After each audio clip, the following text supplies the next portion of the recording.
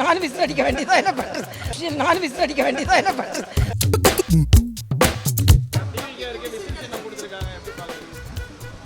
நான் விசில் அடிக்க வேண்டியதான் என்ன பண்றது. எனக்கு விசில் அடிக்க வராது. அவங்களுக்கு பிடிச்ச சின்னம் கிடைச்சிருக்கு, அவ்வளவுதான். நம்ம என்ன சொல்ல முடியும்? அதாவது அதெல்லாம் நான் இப்ப சொல்றதுக்கு இல்லை.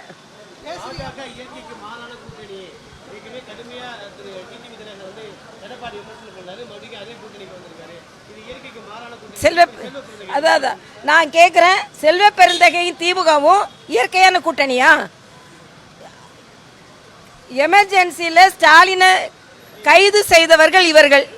ஆக திமுகவும் காங்கிரஸும் இயற்கையான கூட்டணியா?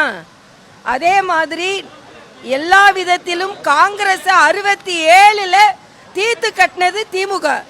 ஆக இவங்க இன்னைக்கு இயற்கையான கூட்டணியா? செல்வ பெருந்தகை எனக்கு சொல்வது சிரிப்பா இருக்கு. அவரோட கட்சியை ஒழுங்கா பார்க்கட்டும். அவர் கட்சிக்குள்ள உள்ளவங்க என்ன நடந்து கொண்டிருக்கிறார்கள் எல்லாம் புழுங்கி கொண்டிருக்கிறார்கள். காங்கிரஸை சார்ந்தவர்கள் எல்லா விதத்திலும் கூட்டணி சார்பாகவும் காங்கிரசின் சொத்து சார்பாகவும் எல்லாரும் புழுங்கி கொண்டிருக்கிறார்கள். செல்வ பெருந்தகை அவர் கட்சியை பார்க்கட்டும். இயற்கைக்கு மாறான கூட்டணின்னு எங்களை சொல்ல வேண்டாம். எங்களது இயற்கையான கூட்டணி. தாமரை இயற்கையில் வர்றதுதான், இலையும் இயற்கையில் வர்றதுதான். அதனால எங்களது இயற்கையான கூட்டணி. ஏற்கனவே சொன்னார், வட்ட இலையில தாமரை மலர்ந்தாலும் இயற்கை தான், ரெட்டை இலையில தாமரை மலர்ந்தாலும் இயற்கை தான்.